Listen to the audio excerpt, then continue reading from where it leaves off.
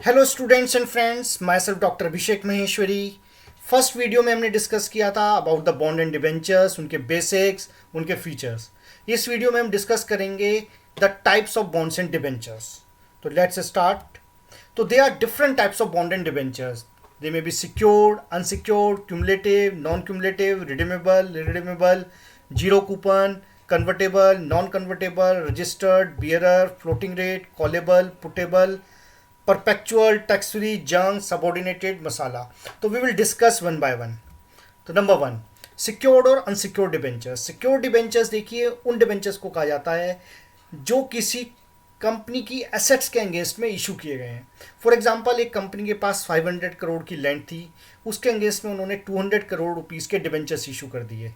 तो कल को अगर कंपनी बैंकरप्सी में जाती है, लिक्विडेशन में जाती है, तो भी डिबेंचर होल्डर्स को उस 500 करोड़ की लैंड को सेल करके जो पैसा आएगा पहले उन डिबेंचर होल्डर्स को पेमेंट हो जाएगा। तो यानी वो डिबेंचर होल्डर्स बिल्कुल सिक्योर हैं, तो ऐसे डिबेंचर्स को सिक्योर डिबेंचर्स कहा जाता है। लेकिन अगर डिबेंचर्स कंपनी की किसी एसेट्स पे चार्ज नहीं रखते हैं, यानी एसेट्स के अगेंस्ट में इशू नहीं किए गए हैं, तो ऐसे डिबेंचर्स को हम अनसिक्योर डिबेंचर्स कहते हैं। क्यूमुलेटिव डिबेंचर्स उन्हें कहते हैं जिनका interest at the end of the tenure दिया जाता है। फॉर एग्जाम्पल, आपने आज 10,000 रुपीज़ के डिबेंचर्स परचेज किए, तो and the life of the debenture is 5 years. तो 5 साल बाद आपको कंपनी आपका इन्वेस्टमेंट प्लस इंटरेस्ट जोड़ करके जो भी बनता है दे देगी, यानी आपको साल के बीच में कोई इंटरेस्ट नहीं दिया जाएगा।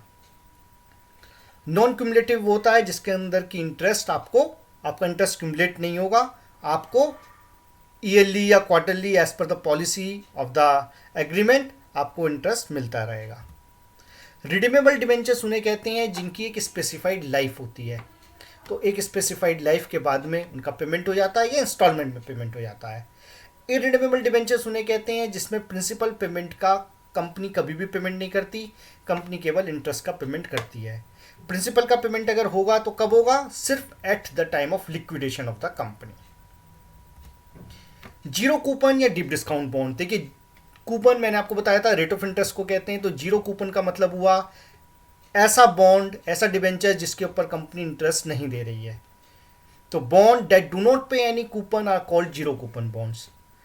तो these bonds are issued at substantial discount to the face value and redeemed at face value on maturity. तो आप कहेंगे सर ऐसे बॉन्डेड डिबेंचर में कोई क्यों इन्वेस्ट करेगा? जी बिल्कुल करते हैं लोग, क्योंकि जो ऐसे बॉन्ड और डिबेंचर्स हैं ये बहुत हैवी डिस्काउंट पे इशू किए जाते हैं और रिडम्पशन इनका फेस वैल्यू पे होता है।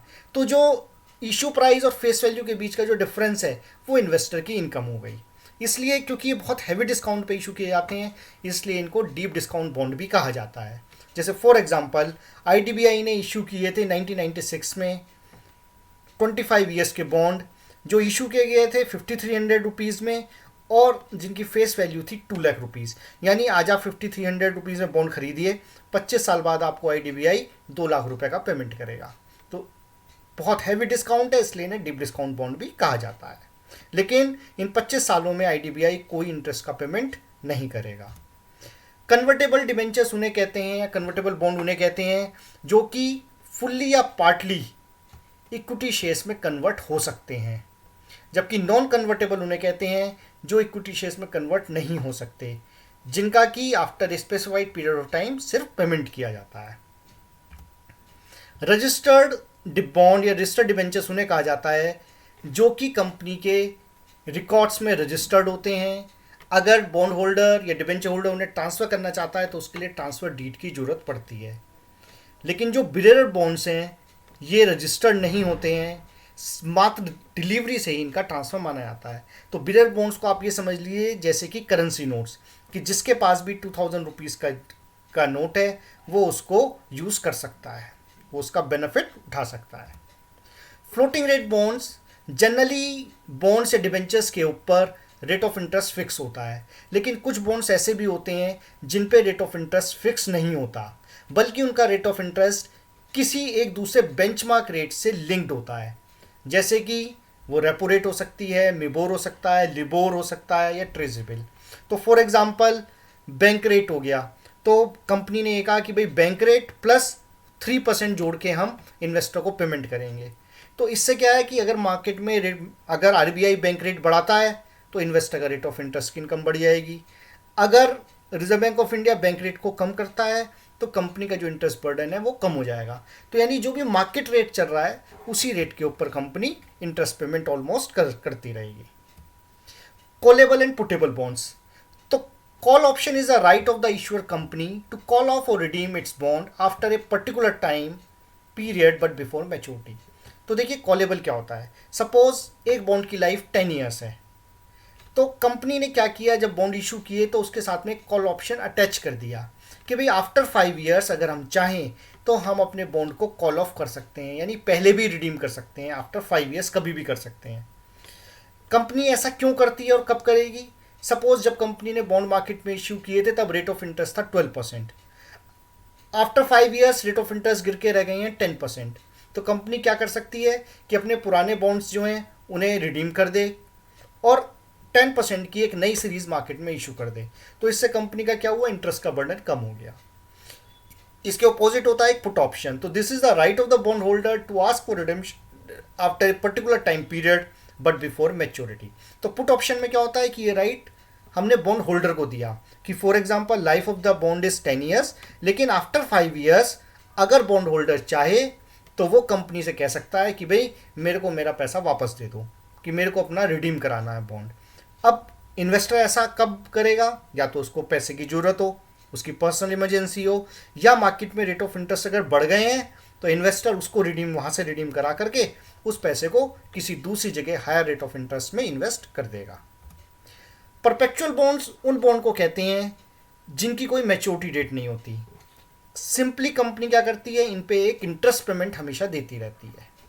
तो जैसे फॉर एग्जांपल रिलायंस ने 4300 करोड़ के परपेचुअल बॉन्ड्स इशू किए थे 2013 में 5.875% पे। तो ये इन्होंने फॉरेन में इशू किए थे। तो जिन्होंने बॉन्ड परचेज किए उन्हें थ्रू आउट जो है 5.875% का इंटरेस्ट मिलता रहेगा, लेकिन इनकी कोई मैच्योरिटी डेट नहीं है। Tax free bonds, the Indian government backed companies issue tax free bonds.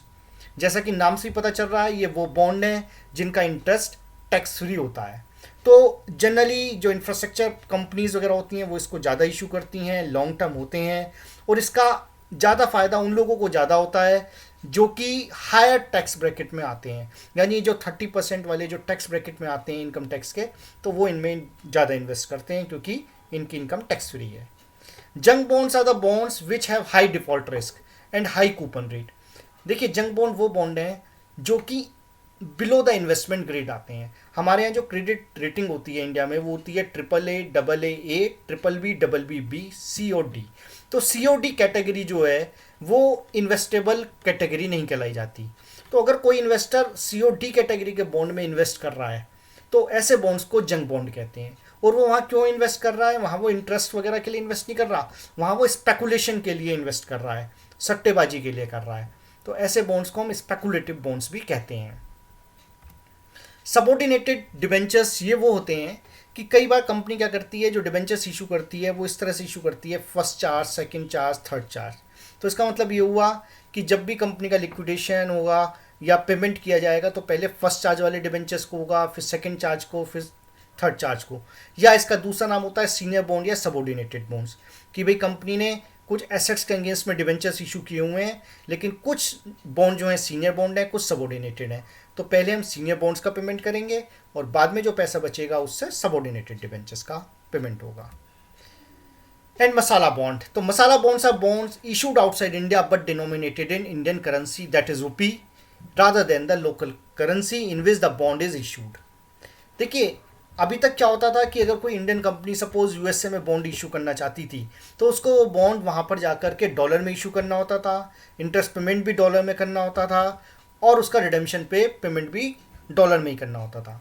But masala bond के केस में क्या है कि इंडियन कंपनी अगर यूएसए में जाती है तो वो अपने डिबेंचर्स को इशू भी वो रुपी में करेगी, इंटरेस्ट भी रुपीज़ में ही देगी, और उसका रिडेम्पशन भी रुपीज़ में ही देगी। इससे फ़ायदा क्या है, इससे फ़ायदा ये है कि जो फॉरेन करेंसी फ्लक्चुएशन रिस्क है वो हमने सारा का सारा रिस्क इन्वेस्टर पर ट्रांसफ़र कर दिया कि अब अगर foreign currency up and down होती है तो उससे जो भी फ़र्क पड़ेगा वो इन्वेस्टर बियर करेगा, कंपनी बियर नहीं करेगी। Masala is an Indian word and it means spices. The term was used by the International Finance Corporation to evoke the culture and cuisine of India. Unlike dollar bonds, where the borrower takes the currency fluctuation risk, masala bond makes the investor bear the currency fluctuation risk. तो जैसे मैंने आपको बताया, तो मसाला bond के अंदर जो हमारा इन्वेस्टर है वो सारा का सारा करेंसी फ्लक्चुएशन रिस्क बियर करता है. तो आज हमने पढ़े around 14-15 types of bonds. I hope आपको सारी चीज़ें समझ में आई होंगी. तो आप इस वीडियो को शेयर करें, लाइक करें, सब्सक्राइब करें. खुश रहें, सेहतमंद रहें. Thank you.